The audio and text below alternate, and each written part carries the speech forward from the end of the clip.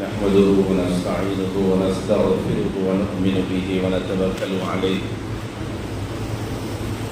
ونعوذ بالله من شرور أنفسنا ومن سيئات أعمالنا من يهده الله فلا مضل له ومن يضلله فلا هادي له ونشهد أن لا إله إلا الله وحده لا شريك له ونشهد أن سيدنا وسندنا وحبيبنا ومولانا محمدا عبده ورسوله أما بعد قال الله تبارك وتعالى في القرآن المجيد والفرقان الحميد أعوذ بالله من الشيطان الرجيم بسم الله الرحمن الرحيم سنلقي في قلوب الذين كفروا الرعب بما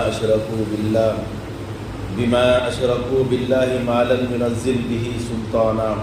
ومأواهم النار وبئس مثوى الظالمين قال النبي صلى الله عليه وسلم كن في الدنيا كأنك غريب أو عابر السبيل صدق الله مولانا العظيم وصدق رسوله النبي الكريم نحن على ذلك من الشاهدين والشاكرين والحمد لله رب العالمين.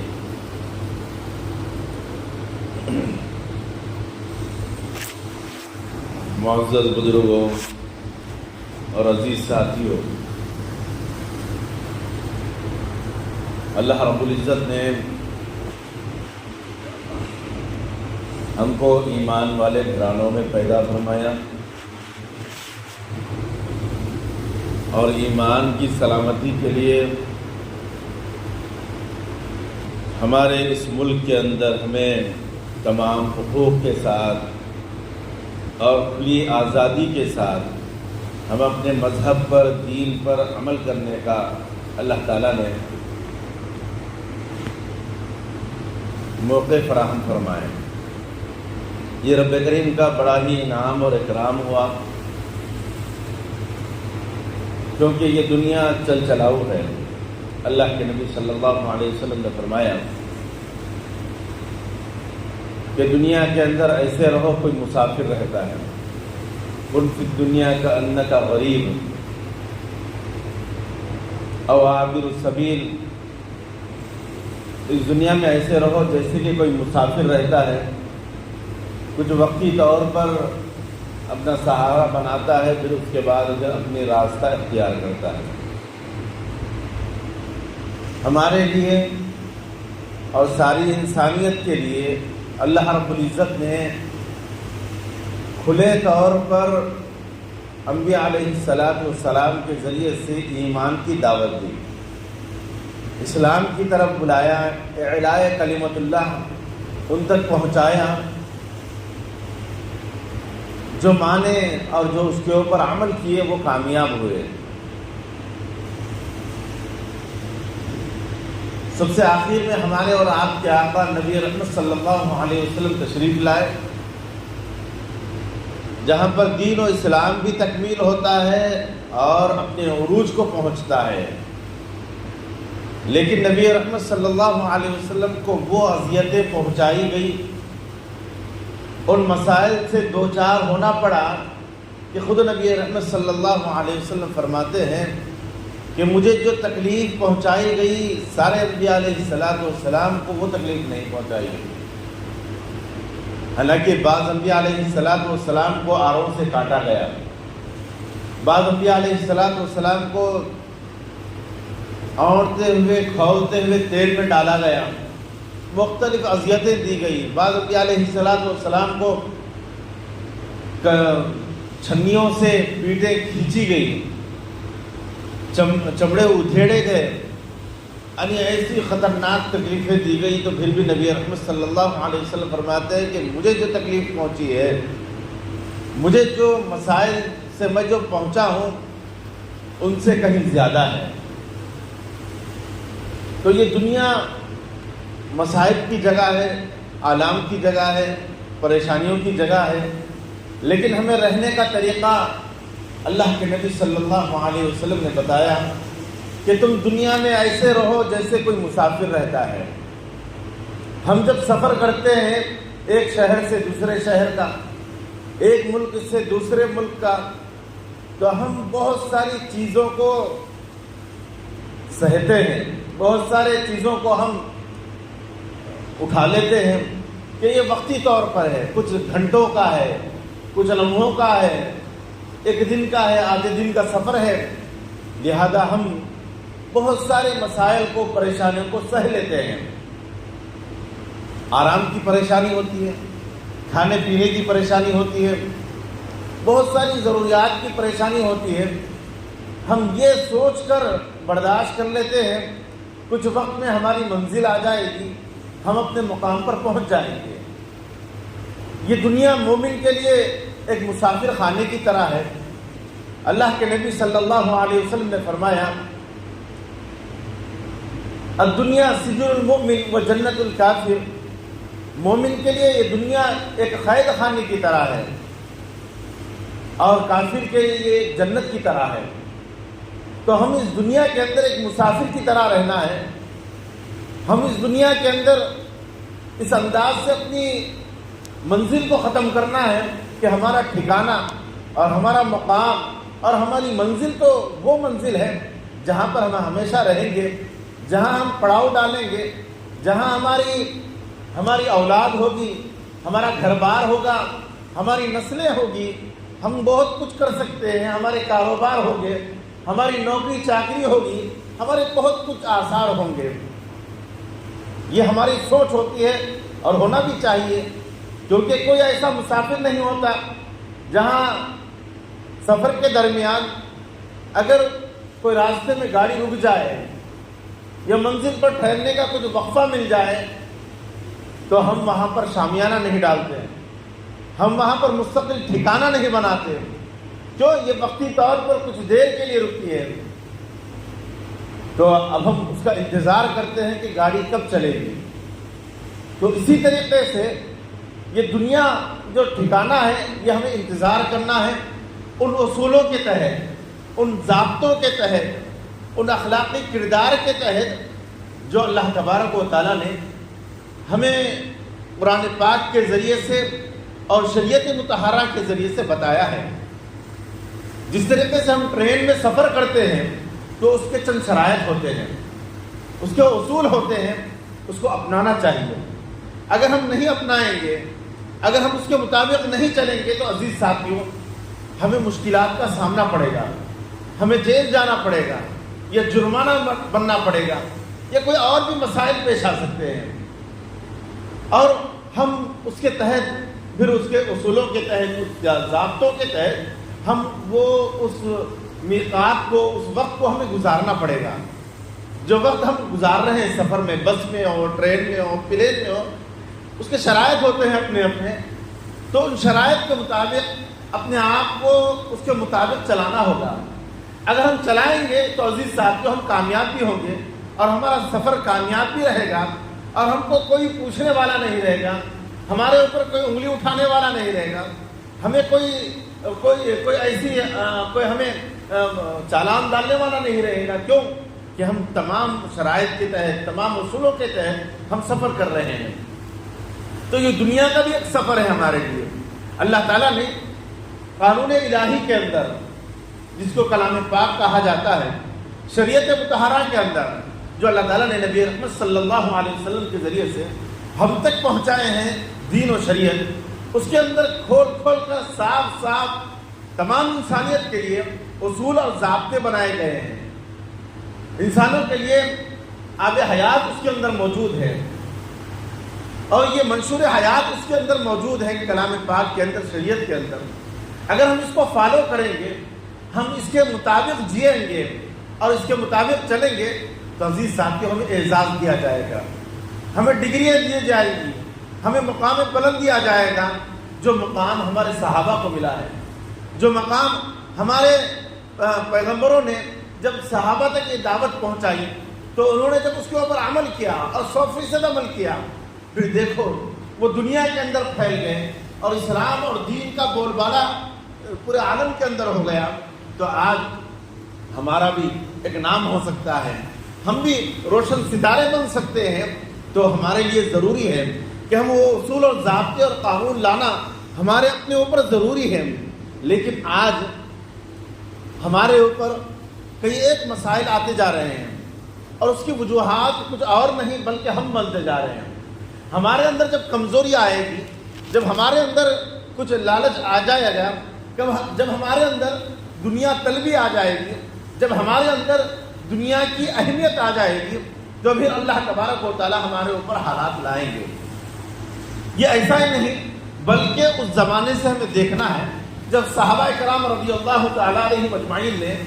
جب ان حالات سے، جب کافروں نے مومنوں کے اوپر یلغار کیا، اور صحابہ کرام جب مختصر تھے، جب احد کے میدان میں صحابہ کرام رضی اللہ تعالیٰ علیہ اجمعین، جب کفار ہزاروں کے کفار تھے، 3000 سے زیادہ ان کا لشکر تھا، اور بھی لشکر ان کے مدد کے لیے آ رہے تھے، لیکن یہ 1000 کی فوج تھی ایمان والوں کی، جن کے پاس نہ ساز و سامان تھا، نہ طاقت و قوت تھی، کم تعداد میں تھے، لیکن اللہ پر ایمان تھا، اللہ کے اوپر بھروسہ تھا۔ نبی رحمت صلی اللہ علیہ وسلم نے ایک ٹیلے پر صحابہ کرام رضی اللہ تعالیٰ علیہ اجمعین کے ایک جستے کو وہاں پر کھڑا کر دیا کہ ہو سکتا ہے کہ یہ ٹیلے کا اور اس پہاڑ کا جو جستہ ہے، پہاڑ کا جو راستہ ہے، اس راستے سے کفار آ سکتے ہیں،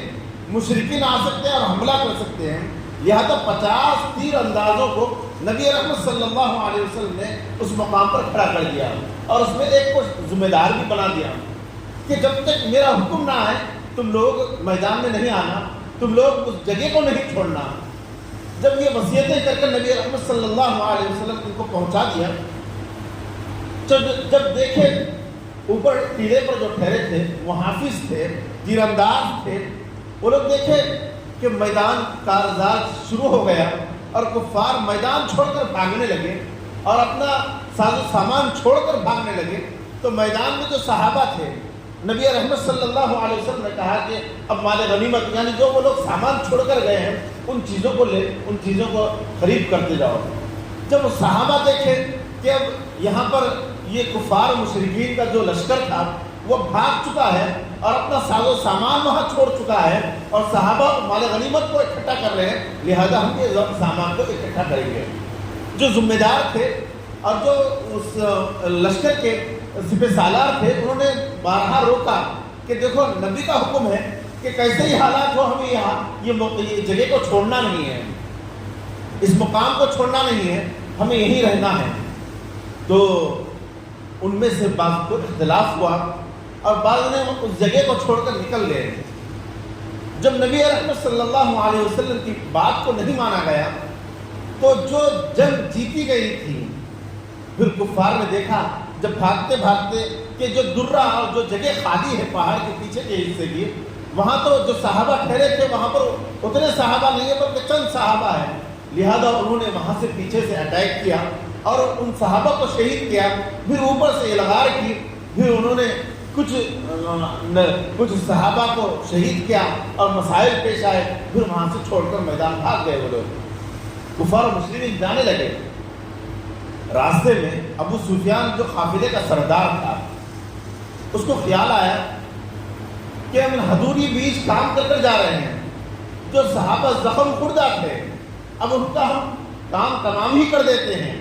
اب ان کو ہم ختم ہی کر دیتے ہیں تاکہ نہ رہے بانس نہ بجے بانسری،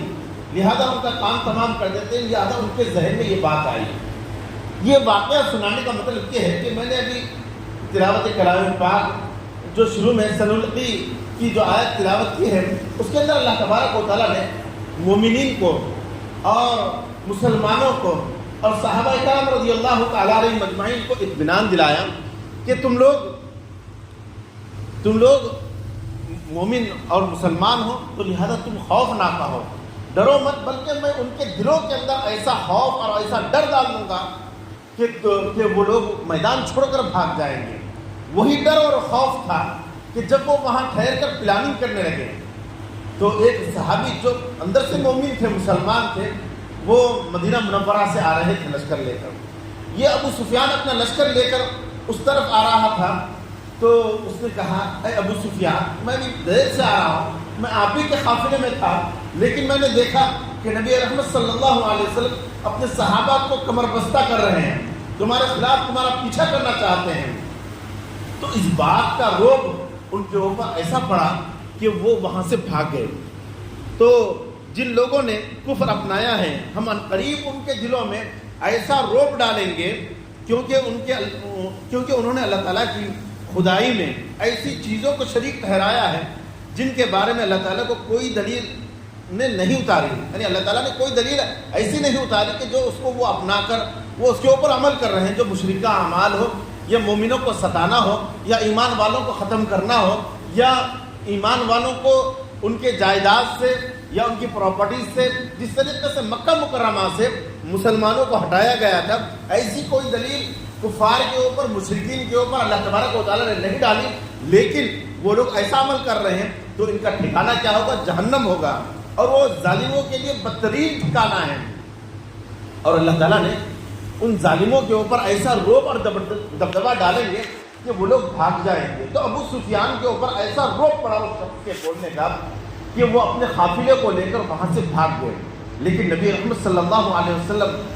اپنی زخمی حالت کے اندر اور صحابہ جو زخم خوردہ لشکر تھا صحابہ کا، ان صحابہ کو پھر تیار فرمایا۔ پھر نبی رحمت صلی اللہ علیہ وسلم حمراء الاسد جو مدینہ منورہ اور مکہ مکرمہ کے درمیان ایک مقام کا نام ہے، وہاں تک پیچھا کیا۔ اب اللہ کے نبی صلی اللہ علیہ وسلم کو اطمینان ہو گیا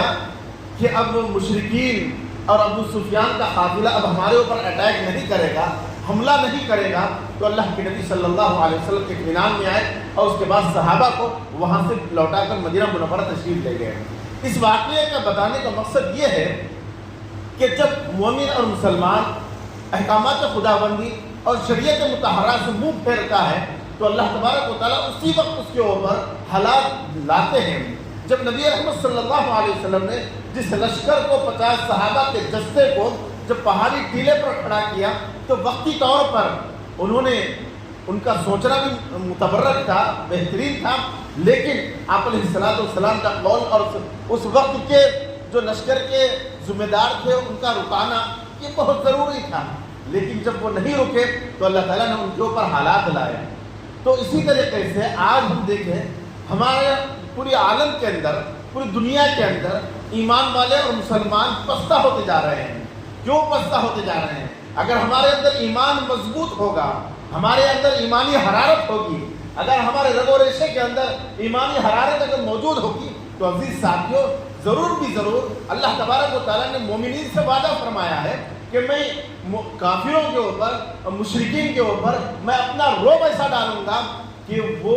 مومنین کے نام سے خوف کھا جائیں گے۔ اللہ کے نبی صلی اللہ علیہ وسلم نے فرمایا مجھے بہت ساری چیزیں دی گئی ہیں، ان میں سے کئی چیزیں ایک یہ ہے کہ پوری زمین کو میرے لیے اور میری امت کے لیے وضو اور نماز کی جگہ بنائی گئی ہے، یعنی تیمم کر سکتے ہیں اور نماز پڑھ سکتے ہیں۔ پھر دوسری چیز مال غنیمت کو میرے لیے استعمال کرنے کا ذریعہ بنایا گیا ہے، پچھلی امتوں کے اندر یہ چیزیں نہیں تھیں۔ پھر تیسری چیز اللہ کے نبی صلی اللہ علیہ وسلم نے فرمایا کہ مجھے مدد دی گئی ہے روب کے ذریعے سے۔ 1 مہینے کی فاصلے کی جو مدت ہوا کرتی ہے اس مدت کے اعتبار سے میں یہاں رہتا ہوں، اگر مشرک میرے اوپر اٹیک کرنے کا یا میرے خلاف میں سازشیں کرتا ہے تو اللہ تبارک و تعالیٰ اس کے دل میں روب ڈال دیتے ہیں اور وہ پسپا ہو جاتا ہے۔ تو مومن کی بھی علامت یہی ہے کہ اگر مومن ہوگا اور اسلام اور دین کو فالو کرے گا اور اس کے اوپر کامل چلے گا تو ضرور مشرکین کے اوپر، کافروں کے اوپر مومن کا روب ضرور پڑے گا۔ آج سے چند سال پہلے دیکھیں جب ہماری حکمرانی تھی اور ہم ایمان اور اسلام کے اوپر مکمل چلا کرتے تھے، ہماری عورتیں باحیا ہوا کرتی تھی، جب ہماری عورتیں باہر نکلتی تو بغیر پردے کے نہیں نکلتی تھی، ہمارے گھروں کے اوپر موٹے دبیز پردے ہوا کرتے تھے اور ہمارے گھروں کا ماحول اس انداز سے ہوا کرتا تھا کہ غیر محرم کے سامنے نکلنا معیوب سمجھا جاتا تھا، اور بہت ساری چیزیں جو اسلام اور دین کے اندر فالو کی جاتی تھی اس کو ان چیزوں کے اوپر عمل کیا جاتا تھا۔ تو عزیز ساتھیوں کیسی برکتیں تھیں، کیسے اللہ تبارک و تعالیٰ کی نصرتیں ہمارے اوپر تھیں، کیسے غیر لوگ ہمارے قدموں میں آ کر بیٹھا کرتے تھے، لیکن آج جو کل ہمارے قدموں میں آ کر بیٹھا کرتے تھے، کل جو ہمیں اپنا بڑا مانتے تھے، کل ہمارے ذبیحہ کے بغیر وہ کھایا نہیں کرتے تھے، اور کل وہ جو ہم سے خوف کھایا کرتے تھے، لیکن آج ہمیں آنکھ دکھا رہے ہیں، آج ہماری طرف انگلیاں اٹھا رہے ہیں، آج ہمیں اشارہ بنایا جا رہا ہے، آج ہمیں ظلم و ستم کا نشانہ بنایا جا رہا ہے. وجوہات کیا ہے, اسباب کیا ہے؟ وجوہات اور اسباب یہی ہے کہ آج ہم نے ان چیزوں کو پس پش ڈال دیا جن چیزوں کو ہمیں کرنا تھا, جن چیزوں کے لیے ہمیں پیدا کیا گیا ہے, جن چیزوں کے لیے ہمیں ہمارا وجود ہے. کیونکہ یہ مسافر خانہ ہے, یہ دنیا گزرگاہ کی طرح ہے. اس دنیا کے اندر ہمیں رہنا نہیں ہے, بلکہ ہمیں اس دنیا سے پوچھ کر جانا ہے. کہاں جانا ہے؟ ہمیں جنت جو لامحدود زندگی ہے, جو ہمیشہ ہمیشہ وہاں رہنا ہے, ہمیں اس کی تیاری کرنا ہے. ہم اس دنیا کے اندر رہ کر ہم دنیا کے چمک دمک سے ہم متاثر ہو گئے ہیں, ہم دنیا کے اندر ملوث ہو چکے ہیں, دنیا سے ہم متاثر ہو کر ہم دنیا کے ہو کر رہ گئے ہیں. تو عزیز ساتھیوں, جب اللہ تبارک و تعالیٰ, جب بندہ اللہ سے لو لگانے کے بجائے اوروں سے لو لگاتا ہے یا دنیا کے محبت اپنے دل میں لاتا ہے, تو اللہ تبارک و تعالیٰ دنیا والوں کی ہیبت ایمان والوں کے اوپر ڈال دیتے ہیں. آج دیکھو, آج مسلمان ڈر رہا ہے. آج اتنے ممالک ہونے کے باوجود, آج اتنے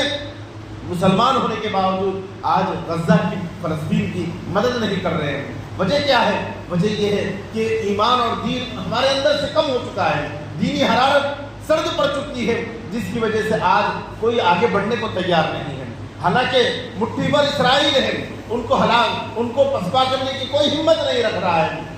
اور وہ روز بروز ظلم و ستم کے ڈھاتے جا رہا ہے غزہ کے اوپر, فلسطین کے اوپر. اور مسلمان جو بیت المقدس کی حفاظت کے لیے وہ اپنی ایڑی چوٹی کا زور لگا رہے ہیں, ان کے ایمان کو سلام, ان کی زندگیوں کو سلام, ان کی شہادتوں کو سلام. تو الغرض عزیز ساتھیوں, آج ہمارے ملک کے اندر بھی آج غیر اور جو حکومتی سطح کے اوپر ہماری ان جائیدادوں کو جو اسلامی شعار ہم سمجھتے ہی نہیں, بلکہ یہ قرآن و حدیث کے ذریعے سے یہ اسلامی شعار ہے. اور یہ ہمارا یہ جو وقت کا معاملہ ہے, یہ آج ہی سے نہیں بلکہ 1400 سال سے چلا آ رہا ہے. خود نبی رحمت صلی اللہ علیہ وسلم نے اپنے باغات کو امت کے لیے وقف کیا تھا, اور حضرت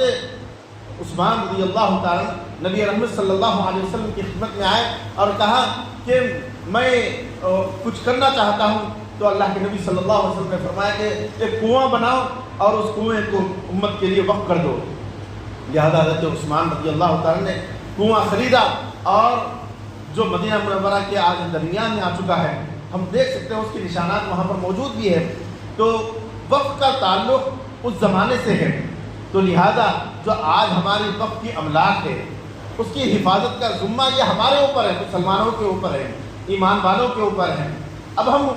ان چیزوں کے اندر ہم ملوث نہ ہوں, کیونکہ اب جو ہمارا اندرونی مسئلہ ہے ایک الگ مسئلہ ہے,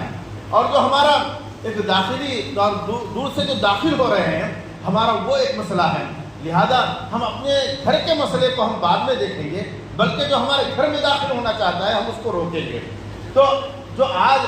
ہمارے جو بڑے تھے یا ہمارے جو وزراء تھے یا ہمارے جو اس کے اوپر جو وقف بورڈ کے متعلق جو اس کے اوپر ذمہ دار تھے, انہوں نے کیا کیا کیا نہیں کیا, یہ ہمارے گھریلو مسئلہ ہے. جو آج باہر سے داخل ہو کر مسلمانوں کے علاوہ غیر مسلموں کو اس کے اندر اس بل کے تحت ان کو بھی اس کے اندر اجازت دی جا رہی ہے کہ وہ بھی اس کے عہدیدار بن سکتے ہیں, وہ بھی اس کے ذمہ دار بن سکتے ہیں. تو عزیز ساتھیوں, یہ دین و شریعت کا معاملہ ہے. دین و شریعت کے اندر کوئی دوسرا آ نہیں سکتا, کیونکہ ہم جو نماز پڑھ رہے ہیں یہ نماز یہ ہمارے لیے ہے, اور یہ نماز ادا ہوتی ہے اس کے لیے جو عاقل ہو, بالغ ہو, مسلمان ہو. ایمان والے کی نماز ہوتی ہے, غیر مسلم کتنے ہی نمازیں پڑھ لے, کتنے ہی سجدے کر لیں, اس کی نماز کوئی نماز نہیں ہوتی بلکہ صرف عمل ہوتا ہے, ایک کام ہوتا ہے, وہ کام کر رہا ہے, سجدے کر رہا ہے, رکوع کر رہا ہے. اگر ایمان نہ ہو تو پھر اس کی نماز, اس کا روزہ, اس کی زکوٰۃ کوئی ادا نہیں ہوتی. اسی طریقے سے یہ جو وقت کی املاک ہے یہ بھی دین و شریعت کے طور پر ہے. لہذا ہمارے اپنی ان چیزوں کی حفاظت کرنا یہ ہمارے لیے بہت ضروری ہے. لہذا ان چیزوں سے ہم صرف نظر کریں, کیونکہ آج یوٹیوب کے ذریعے سے, فیس بک کے ذریعے سے, واٹس ایپ کے ذریعے سے یہ بات پھیلائی جا رہی ہے کہ آج تک مسلمانوں کو جو غریب طبقے کے لوگ ہیں ان کو کیا فائدہ پہنچا, ان کو کیا چیز ملی جو وقف بورڈ سے, ان کو کیا امداد ملی, کیا ان کو گھریلو خرچ کیا ملا ان کو. یہ چیزیں بجا ہوگی, لیکن اب یہ چیزوں کو اٹھانا نہیں ہے, بلکہ اس کے تحفظ کی ہر ممکن کوشش کرنا ہے. جو مسلم پرسنل لا بورڈ اس کے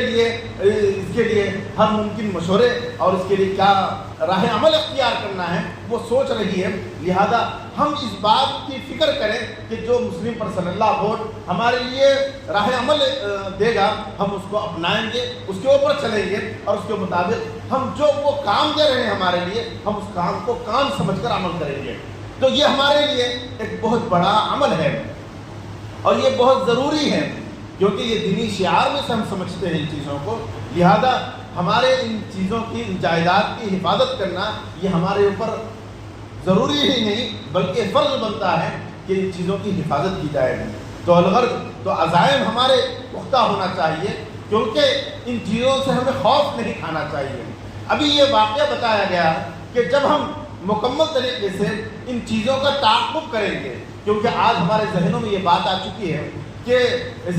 پارلیمنٹ میں اور بھی دوسرے مقامات پر بل پاس ہو چکا ہے اور صدر جمہوریہ نے بھی اس کو پاس کر چکا ہے. اب یہ کام کرنے کا کیا ضرورت ہے؟ نبی رحمت صلی اللہ علیہ وسلم نے آپ علیہ السلام کی سیرت مبارکہ سے ہمیں یہ چیز ملتی ہے کہ کفار و مشرکین کا تعاقب کیا جائے.